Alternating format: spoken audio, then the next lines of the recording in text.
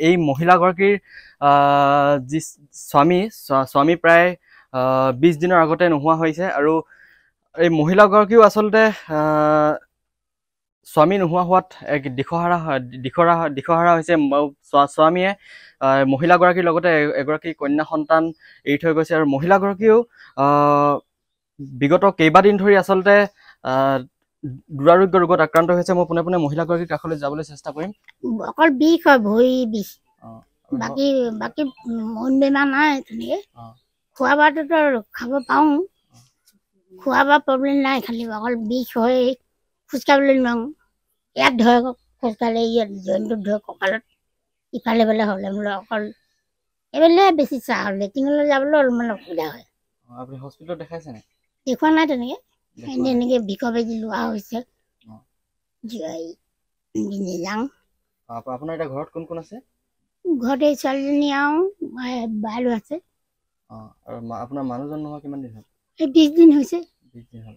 আপুনি এতিয়া কেনেদৰে চলি আছে?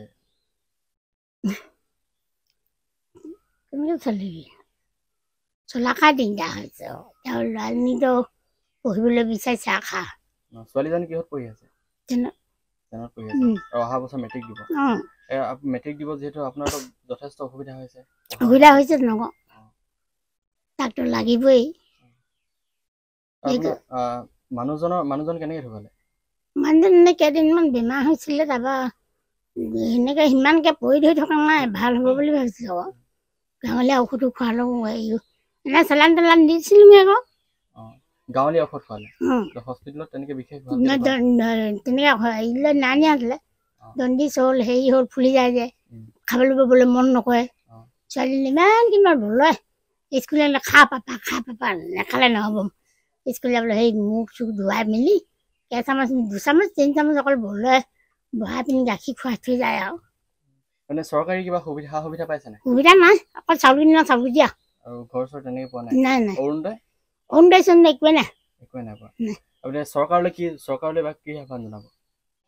কিবা এটা সুবিধা দিব আৰু ছোৱালীজনীৰ কাৰণে। আৰু নহ'লে মই এতিয়া ছোৱালীজনী কেনেকৈ পঢ়াম ক'ম।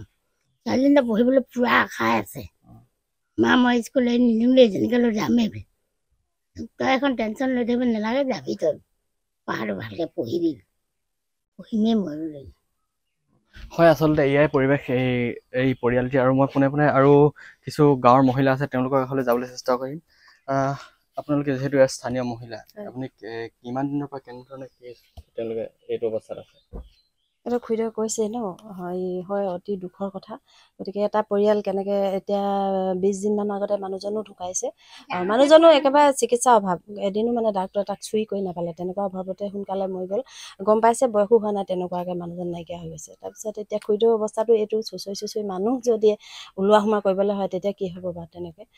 তথাপিও মানে চৰকাৰে দেখি নাপায়, আঁচনিবোৰ ক'ত কেনেকৈ লাগি ধৰে নাজানো। গতিকে চাউলকেইটা বাহিৰে ইমান আঁচনি চৰকাৰে দিছে, একোৱে পাই নাই পোৱা মানে। গতিকে আৰু ছোৱালীজনীলৈও বেয়া লাগে, ছোৱালীজনী খুব ভদ্ৰ, মানে ঠাণ্ডা ছোৱালী।